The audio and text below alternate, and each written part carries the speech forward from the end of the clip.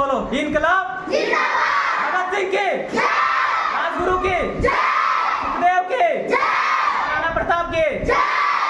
अगर कुछ नहीं बस बोलना है, बस इतना बोलना है कि भगत सिंह जो भी हमारे लिए किए उनको हमारे जीवन में अप्लाई करना है। एक बार अप्लाई करके देखना है कि गर्व महसूस होता है कि नहीं कि हम इंडियन हैं। वो क्या थे, इंडियन थे कि पाकिस्तानी थे, पता है? वो पाकिस्तानी थे। उनका जन्म पाकिस्तान में हुआ था, जो आज लाहौर है ना पाकिस्तान में। पाकिस्तान में एक डिस्ट्रिक्ट पड़ता है लियालपुर, और उस लियालपुर में उनका जन्म हुआ था। तो वो उस टाइम पाकिस्तान में थे क्योंकि उस टाइम इंडिया और पाकिस्तान एक जगह था। अब ना वो डिस्ट्रीब्यूट हो गया, वो अब बट गया। लेकिन जब उनका जन्म हुआ था तब इंडिया पाकिस्तान एक था, उस टाइम देश आज़ाद नहीं हुआ था, तब वो उनका जन्म हुआ था। तो वैसे इंसान थे जो वहाँ पे जन्म लिए थे लाहौर में। गांव का नाम लियालपुर, उनका ज़िला पड़ता था लाहौर, जो कि आज पाकिस्तान में डिस्ट्रीब्यूट हो गया, वो भाग चला गया पाकिस्तान के हवाले। भगत सिंह ऐसे इंसान थे, लर्निंग्स को बस सीखना कि वो कैसे इंसान थे, क्या हम उस तरह से बन सकते हैं, क्या हम इंडिया के लिए कुछ प्रोवाइड कर सकते हैं कि आज 90-95 साल के बाद उनको याद करने का मौका मिल रहा है। ऐसे इंसान थे। क्या 10 साल 20 साल के बाद लोग हमको याद करें? ऐसा कुछ करके जाना है, ऐसा कुछ गजब कारनामा करके जाना है। आज 95 साल हो गए उनके मृत्यु के, भगवान को प्राप्त हो गए वो, लेकिन आज हर एक बच्चों को जानता है कि भगत सिंह बनेंगे। बहुत कम एज में वो मृत्यु को त्याग हो गए, मृत्यु को प्राप्त हो गए। रीजन आपको पता होगा, बचपन में जब उनको ये कहा गया था कि भाई ये देश अंग्रेजों का गुलाम है, तुमको यहीं पर रहना है, यहीं पर पढ़ना है, जो करेंगे अंग्रेज उसी के साथ करना है। उनको पसंद नहीं था कि हम अंग्रेजों के बनाए हुए स्कूल में पढ़े। इस वजह से वो अंग्रेजों के स्कूल में अपना एडमिशन नहीं लेते थे। आज पता है डीएवी स्कूल क्या है? डीएवी स्कूल, उस टाइम डीएवी स्कूल का नाम दूसरा था। तो उस टाइम डीएवी स्कूल सिर्फ था जो कि इंडियन में बना था, पाकिस्तानी उनको या फिर जो इंग्लैंड वासी थे जो हमारे देश पे कब्जा किए थे वो नहीं बनाए थे। तो उस टाइम उनके विद्यालय में वो डीएवी मतलब अपना एडमिशन लिए। अंग्रेज में जो बनाया था कॉलेज था स्कूल, उसमें एडमिशन नहीं रहे थे, वो पढ़ ही नहीं रहे थे कि उनका स्कूल नहीं जाएंगे। चाहे कितनी ज़्यादा नॉलेज हमको दे रहा होगा, इतना पता है कि वो हमको इंग्लिश नॉलेज देगा, वो हमको अपने देश से लूटने का नॉलेज देगा, हमसे वो बेनिफिट पाने का नॉलेज देगा, वो कुछ सिखाएगा नहीं, उनको पता था। इसलिए उन्होंने इंडियन जो भी स्कूल थे उसमें अपना एडमिशन लिया बचपन में। 1919 ईस्वी 13 अप्रैल याद होगा डेट, सभी को कोई भूल नहीं सकता इस डेट को, जब जालियांवाला बाग हत्याकांड हुआ था। सर लोग नहीं बताए हैं इस पर। तो उस दिन अपने घर से 45 किलोमीटर दूर तक उन्होंने पैदल चला, स्कूल की बाउंड्री को भाग करके उन्होंने उस दिन को वहां जाके देखा कि क्या हुआ है। जब उन्होंने बाउंड्री के अंदर गया ना, उसका मन हिल गया, दिमाग काम नहीं कर रहा था उसका, कि ऐसा जो मरे हुए लोग थे उनका दिमाग में घूम रहा था कि इतने लोग चले गए हमारे देश के लिए। उनका दिमाग घूम रहे, बोतल उठाया, वहाँ की जो मिट्टियाँ थी ना वो भर लिया बोतल में, लेटे आया, रात में घर लेट से आया, रोते रोते आया। उसकी बहन ने पूछी क्या बात है, क्यों रो रहा है, तुमको इतना टेंशन किस बात का, अभी से उम्र में क्यों रो रहे हो? वो बोले कि ये देखो मेरा बोतल में क्या है, उन मरे हुए वीरों की जो है इसमें जुनून, जो इसके जुनून का जो रस है ना वो खून भरा हुआ है, और खून के साथ धरती की मिट्टी सना हुआ है। ये मैं तब तक नहीं छोड़ूंगा, तब तक अपने घर में रखूंगा जब तक उनको मार के नहीं भगाऊंगा। अगले सुबह की बात है, जब उसके पिता बीज बो रहे थे, कहानी तो आप लोग सुना नहीं होगा, बीज बो रहे थे। उन्होंने पूछा अपने पापा से, पिता ये बीज क्यों बो रहे हैं? उनके पिता ने जवाब दिया, बेटा अगर आज ये बीज बो रहे हैं ना तो कल इनका पेड़ बनेगा। अच्छा जी ये बात है, तो हम आज बंदूकें बोएंगे, कल बंदूकें का पेड़ उगेगा, उस बंदूक को तोड़ के अंग्रेजों को मार के भगाएंगे। इस तरह का माइंडसेट रखने वाला वो भगत सिंह इस तरीके से सोचता था। बचपना था, पता नहीं था, इतना पता था कि उस बीज को बोने से बढ़ता है, उसको लगा कि बंदूक बोएंगे, बंदूक बढ़ाएगा, बंदूक से बहुत सारा बंदूक निकलेगा, उसको मार के भगाएंगे। इस तरह का सोचने वाला इंसान थे। थोड़े समय की बात है, जब वो जवान हो गया, 20 साल उनका एज था, उसकी माँ बोली कि बेटा शादी कर ले, तेरा ख्याल रखेगी, बहुत टेंशन में होता है, देश दुनिया से मतलब लड़ते रहता है, बहुत मतलब खाना नहीं खाता, उसके लिए तुम शादी कर लो, तुम्हारा ख्याल रखा जाएगा। उन्होंने उसी रात लेटर लिख के घर से भाग गया कि मेरी दुल्हन दुल्हन होगी, इस देश की आज़ादी ही मेरी दुल्हन होगी। इन्होंने बस एक बार में लिखा और घर को छोड़ के भाग गया। रात के समय पूरी माँ पिता पूरे फैमिली रोते रहे कि वापस कभी नहीं आया। उस टाइम जब उनका उम्र 20-21 साल का था, उस टाइम घर छोड़ के चला गया। बाहर जाने के बाद देखा कि बाहर दुनिया में महात्मा गांधी का नाम गूंज रहा था। उस टाइम एक ज्वाला थी, एक उम्मीद था कि पूरे देश को महात्मा गांधी आज़ाद करेंगे। उन्होंने उस संघर्ष के साथ जुड़ गया कि चलो महात्मा गांधी के साथ हम भी रहते हैं और देश को आज़ाद करते हैं। उस टाइम महात्मा गांधी फेमस थे, लोगों को जागृत कर रहे थे कि देश को आज़ाद करना है। असहयोग आंदोलन हो गया, बहुत तरह तरह के आंदोलन चला रहे थे। अंग्रेजों के सामान को खरीदो नहीं, विदेशी चीज़ों का कपड़ों को पहने नहीं, विदेशी शराब को हम लोग को जो है बहिष्कार करना है, नहीं पहनना है, कपड़ा नहीं पहनना है, ये सब कर रहे थे। तुमको लगा चलो मेरा कोई पार्टनर मिल गया, तो मिल गए। कौन कौन मिल गए? महात्मा गांधी और भगत सिंह मिल गए। एक बार की बात है, उससे आगे क्या हुआ, उसके बाद एक उन्होंने क्या किया, अब एक और हिस्ट्री में पढ़ा होगा, चोरा चोरी कांड पढ़ा है कोई? चोरा चोरी एक जगह है, वहाँ पर क्या हुआ ना कि एक मार्केट था, उस मार्केट में क्या हुआ कि तरह तरह का विदेशी कपड़ा बिक रहा था, विदेशी शराब बिक रहा था, चाइनीज़ फूड बिक रहा था, उस टाइम बिक रहा था। तो भगत सिंह वहाँ पर गए, उनको लगा कि नहीं ये विदेशी चीज़ें, इनको हमको बहिष्कार करना है, इनको यूज़ नहीं करना है। अगर हम विदेश का कोई सामान खरीदेंगे नहीं तो वो लोग यहाँ रहेंगे नहीं, उनका व्यापार ठप हो जाएगा, वो चले जाएंगे, उनका ये सोचना था।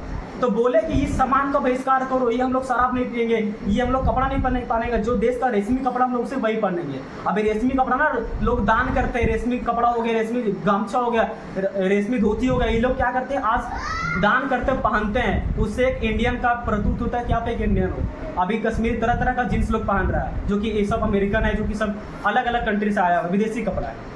तो इसी के लिए उन्होंने आंदोलन छेड़ दिया कि नहीं इन सब चीज़ों का बहिष्कार करो। वहाँ पर क्या हुआ कि बगल में पुलिस स्टेशन था, और पुलिस स्टेशन में क्या किया कि पुलिस स्टेशन तो उन लोग था अंग्रेजों का, और वहाँ का जो व्यापार तो जो कपड़ा बेच रहा था वो बोला कि भाई साहब अगर इन लोगों को नहीं रोकेंगे तो मेरा व्यापार ठप हो जाएगा। तो उन्होंने कोलैबोरेशन किया पुलिस वालों के साथ अपने साथ मिलाने के लिए। तो पुलिस वाले बोले कि अगर यहाँ से तुम लोग नहीं जाते तो मैं गोली चला दूंगा। 2-3 फायर उन्होंने आसमान में की कि चले जाओ, डरे, लेकिन कोई वहाँ से हिला नहीं। गोलियां चलने लगी, भीड़ और ज़्यादा इकट्ठे होने लगे, फिर भी कोई नहीं गया। लास्ट में जनरल वहाँ के जो पुलिस मैन थे वो उन्होंने 1-2 आदमी को मार दिया, वो लोग वहीं के वहीं मर गए। आगे फिर हुआ, फिर भी कोई नहीं जा रहा था, फिर उन्होंने 2-3 गोलियां एयर में फायर करी कि फिर से चले जाओ वरना और लोगों की जाने जाएगी। फिर भी वहाँ से कोई नहीं गया, वहाँ पर भगत सिंह भी थे, फिर भी कोई नहीं हिले। उन्होंने फिर 2-3 लोग को मारा, मतलब 4-5 लोग की वहाँ पर मौत हुई। लास्ट में एक गलती क्या हो गया कि उनका जो बंदूक था, बुलेट था, वो ख़त्म हो गया। उसके बाद लोग उनको उल्टा ही पीटने लगे, किनको? पुलिसमैन को जो बंदूक चला रहे थे। और लोगों ने मारा पीटी स्टार्ट हो गया, जितना ज़्यादा बंदूक चला तो लोग इकट्ठा और हो रहे थे कि क्या हो रहा है, क्या हो रहा है, आतंक मच गया, पूरे देश में आतंक मच गया। तो वहाँ पर इकट्ठा होने की वजह से क्या हो गया कि और भीड़ जमा हो गई। जब भीड़ जमा हो गए, लोग उनको उल्टा ही पीटने लगे। उसके बाद जब 4-5 लोग की जाने चले गई, उसके बाद जब सब लोग आते हैं तो उनके बाद महात्मा गांधी का ये शब्द होता है। महात्मा गांधी बोलते हैं सब लोगों ने गलत किया। मैंने कहा था महात्मा गांधी एक ऐसे इंसान थे ना जो बोलते थे कि अगर अंग्रेज हम लोग को एक चाटा मारता है तो दूसरा गाल भी आड़ दो कि मारो, लेकिन हम लोग अपनी संस्कृति को नहीं छोड़ेंगे, हम लोग अपने देश को नहीं जाएंगे। तुमको मार रहा है एक चाटा इधर ही मार लो, लेकिन हम लोग नहीं छोड़ेंगे। और भगत सिंह का क्या कहना था, अगर यहाँ पर एक चाटा मारे ना तो हम 2 चाटा मारेंगे, ऐसे इंसान थे। वहाँ पर फिर उन लोगों में नहीं बनने लगा, किन में? महात्मा गांधी और भगत सिंह में नहीं बनने लगा। क्यों नहीं बना पता है? क्योंकि भगत सिंह बोले थे अगर कोई हमको एक चाटा मारता तो हम उसको 2 चाटा मारेंगे, हम सहने वाला नहीं है। और महात्मा गांधी कहना क्या था कि नहीं, अगर कोई एक चाटा मार रहा तो हम 2 चाटा खा लेंगे, लेकिन अपनी संस्कृति पर टिके रहेंगे, साहित्य को नहीं छोड़ेंगे, अपने देश को नहीं छोड़ेंगे, ऐसे इंसान थे। वहाँ पर निर्माण हुआ एक गरम दल, एक नरम दल। हिस्ट्री में तुम लोग पढ़ा होगा। तो गरम दल में वैसे लोग आ गए जो तुरंत एक्शन लेते हैं, वो हमको मारा हम भी मारेंगे, कोई कम नहीं। और नरम दल में वैसे लोग आ गए जैसे लाल बहादुर शास्त्री, बूढ़े लोग क्या करेंगे, नरम ना रहेंगे, आराम से नहीं कुछ मत करो, शांति से रहो, वो लोग को बोलेंगे, डिस्कस करेंगे, नहीं डिस्कस नहीं, मारना पीटना भगा देना। ऐसे लोग तो कौन? गरम दल वाले। तो वहाँ से वो लोग अलग हो गए, फिर नहीं बना वो लोग। गरम दल जो तुरंत गुस्सा करने वाले लोग थे, नरम दल जो आराम से शांत स्वभाव से लोग थे। तो ऐसे इंसान थे। एक बार की और बात है, उनको जेल कब पकड़ा गया, पूरा आतंक मच गया पूरा देश में कि इन तीनों पकड़ना, राजगुरु, सुखदेव, भगत सिंह, ये तीनों का गैंग था। पूरा देश, पूरा उस टाइम जो ब्रिटिश रूल था पूरा मतलब पागल हो गया कि इन तीनों को पकड़ना ही पकड़ना है। एक बार क्या हुआ, एक असेंबली जब हो रहा था, अंग्रेज लोग कर रहे थे, असेंबली में क्या किया, वो लोग खुद से बम क्रिएट किया। भगत सिंह, राजगुरु, सुखदेव एक ऐसा बम बनाया जिससे नुकसान नहीं हो, बस हवा ज़्यादा धुआं हो जाए, ऐसा जो कि आज पाया जाता है, लाफिंग गैस जिसको कहते हैं। तो क्या किया कि वैसा बम बना करके असेंबली में खाली जगह पर जाकर फेंक दिया। यहाँ पर खाली जगह असेंबली हो रहा है, मीटिंग हो रहा था अंग्रेजों का, जाकर फेंक दिया। पूरा धुआं हो गया, पूरा असेंबली में धुआं बैठ गया। वहाँ पर ये बोल रहा था कि भारत छोड़ो या फिर इनकलाब आंदोलन, तरह तरह का वहाँ पर जो भी वर्ड बोले थे ना, वो वही वर्ड है, इनकलाब आंदोलन या फिर इनकलाब जिंदाबाद। उस टाइम जो भी वर्ड बोले वो आज लोग इंडियन दोहराता है कि वो उनका नारा था।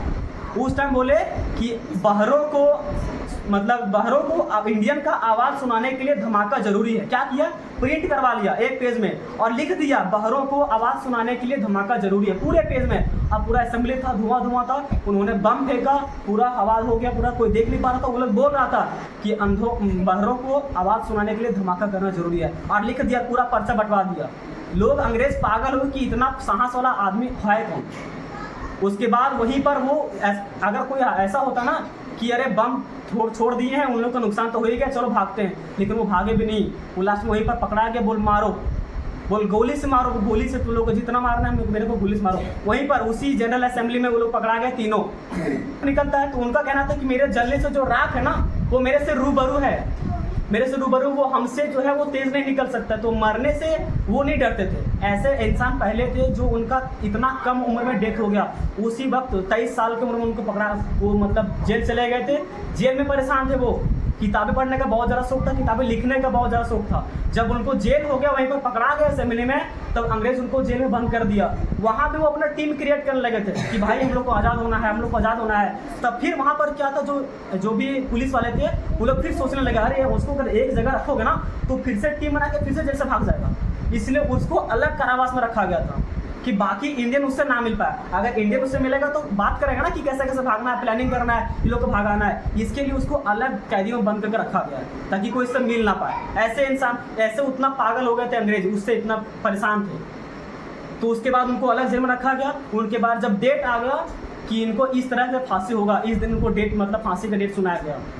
फांसी का डेट जब सुनाया गया उससे पहले ही वो सोचने लगे अंग्रेज लोग कि जब नहीं होता है, जब किसी का 2-4 आदमी का जान जाता है तो इतना ही आतंक मचा देता है, इतना प्लानिंग कर लेता है। आज जब इसका मौत होगा उस टाइम लगता है कि पुलिस स्टेशन में उड़ा देगा ये लोग प्लानिंग करके। इसीलिए जो डेट था ना कि इसको इस दिन फांसी होगा, उससे पहले ही अगर रात में है या फिर सुबह में है फांसी होने का डेट, उसको सुबह में ही, शाम में है फांसी होने का डेट, उसको सुबह ही जो भोर में ही वो लोग रात में क्या किया, उन तीनों को फांसी चढ़ा दिया। उनका कहना था कि मतलब हम ये ऐसे बोलते थे ना कि अगर हम देखते हैं कि हम जो मरने का साहस रखते हैं वो ज़्यादा इम्पोर्टेंट है कि मेरे दुश्मन के बाजू में जो बल है वो साहस इम्पोर्टेंट है। आजकल ना वो अगर मरने को तैयार हो गया, जो इंसान मरने को तैयार है वो कभी मरा है नहीं, बात खत्म। जो पहले से तैयार कि हम मरने वाले हम मर रहे हैं, वो बोले, उनके पूछा गया था कि बताओ मरने से पहले तुम्हारी क्या इच्छा है। उन्होंने बोला कि हमको बड़े बड़े लोगों जो पहले से मर चुके हैं, जो भी लोग हमारे देश के लिए मरे, हमको उनकी बायोग्राफीज पढ़ना है। और वो कोई किसी होता है ना, किसी का फांसी लगने वाला है ना तो टेंशन होता है, उसको परेशानी होता है, उसका तो आधा बॉडी तो पहले नष्ट हो चुका होता है टेंशन से कि हमको आज फांसी लगने वाला है। वो ऐसा इंसान नहीं थे। वो बोले कि हमको लास्ट बार उन लोगों की बायोग्राफीज पढ़नी है जो लोग हमारे देश के लिए त्याग अपने दे चुके हैं। उनके लिए बायोग्राफीज का बुक मांगा गया, वो बुक पढ़े सारे लोगों की कि कैसे कैसे वो लोग लड़े थे और कैसे वीर गति को प्राप्त हुए। लास्ट पेज पढ़ करके ही वो गए थे, उनके लिए वेटिंग किया गया कि नहीं, अगर ये बोला है, आज भी सुना होगा ना, किसी का अगर अंतिम इच्छा होता है किसी से मिलने का तो उसको मिलवा दिया जाता है, चाहे कितना भी वक्त लगे। तो उसका अंतिम इच्छा था, पूरा किया गया। तो पूरा बायोग्राफीज को पढ़े, लास्ट पेज तक पढ़े कि पेज पढ़ करके मरे। वो बोल रहे थे कि भाई, उसको मन ही मन बोल रहे थे कि भाई जो तुम करके गए ना, तुम्हारा बुक पढ़ रहे हैं हम और हम भी करके जा रहे हैं। ऐसे उनको बोला गया कि हाँ, उनको ये भी बोला गया था कि जैसे उनको फांसी लगता है तो कपड़ा ढका जाता है ना माथे पे ब्लैक कलर का, तो बोले कि मेरे को कपड़ा मत ढकना, हमको जब मर रहे हैं ना उसके बाद लोगों की आंखों में देखना, क्योंकि जब हम मरेंगे तो मेरे पीछे जो लीडर तैयार किए ना वो मेरे लिए जान तैयार देगा। अगर हम मर रहे हैं तो मेरे पीछे जो सेना है जिसने हमने 23 साल में बना के रखा है वो मेरे लिए फिर अपनी कुर्बानी देगा, देश को जरूर आज़ाद करेगा। ये हम उन लोगों की आंखों में देखना चाहते हैं। लेकिन फिर भी ये उन लोगों को नहीं बोला गया कि नहीं ऐसा नहीं हो सकता है, ये रूल के खिलाफ है, आपको कपड़ा ढकना ही होगा। उन्होंने जब रस्सी पकड़ा, रस्सी को चुम्बन किया, उनको चूमा और अपने गले में खुद से फंसाया और कपड़ा खुद से लगाया। उसके बाद बोला, तीनों को जब एक साथ फांसी हुई उन्होंने बोला इंकलाब जिंदाबाद। जोर से बोलो, इंकलाब जिंदाबाद। भगत सिंह के, राजगुरु के, सुखदेव के, राणा प्रताप के। ऐसे थे भगत सिंह। हम लोगों को उनसे लर्निंग लेना है कि भैया ऐसे तैयार थे शुरू से ही, बचपन से किताबें पढ़ने का शौक था। 50 किताबें उन्होंने जेल में पढ़ कर डाल डाली। 5000 पेज का नोट उन्होंने लिख के बैठ के लिख डाला। ऐसे लोग थे। लोगों को लगता है कि मेरे पास बुक नहीं, मोबाइल नहीं, तो पढ़े क्या। वो जेल में बैठे 50 किताब पढ़ डाला। वो कहते थे ना कि अगर भैया हमसे कोई मिलने आया ना, उसको बोलना खाली हाथ मिलने के लिए मत आना, मेरे से मिलने के लिए एक बुक लेकर के आना, क्योंकि हम खाली बैठा तुमको यहाँ पर पढ़ना है। मैंने लर्निंग सोचा, उसका मरने वाला डेट आ गया लेकिन फिर वो सोच रहा है कि हम कुछ सीखें, हम कुछ पढ़ें। इस तरह का इंसान था। कोई को होता है कि डेट आ गया मरने का तो आधा पागल होता पहले कि आज हम मरने वाले हैं। लेकिन वो बोला कि जो हमसे मिलने आएगा एक बुक लेकर के आएगा, किसी का बायोग्राफी लेकर आएगा, किसी का मैगनीज लेकर के आएगा, हम मैगनीज पढ़ेंगे, बुक पढ़ेंगे और हम लिखेंगे कि हम वो लोग से पढ़ रहे हैं, सीख रहे हैं, हम कर रहे हैं। वही हम लोग को करना है कि आज हम लोग उसकी जिंदगी में कर रहे हैं, हम लोग को सीखना, हम लोग को देश के लिए करना है। आज तो नौबत है नहीं कि किसी के लिए जान देना, कोई मतलब नहीं। आज बस पढ़ना है और कुछ ऐसा करना है जो दुनिया याद रखेगा।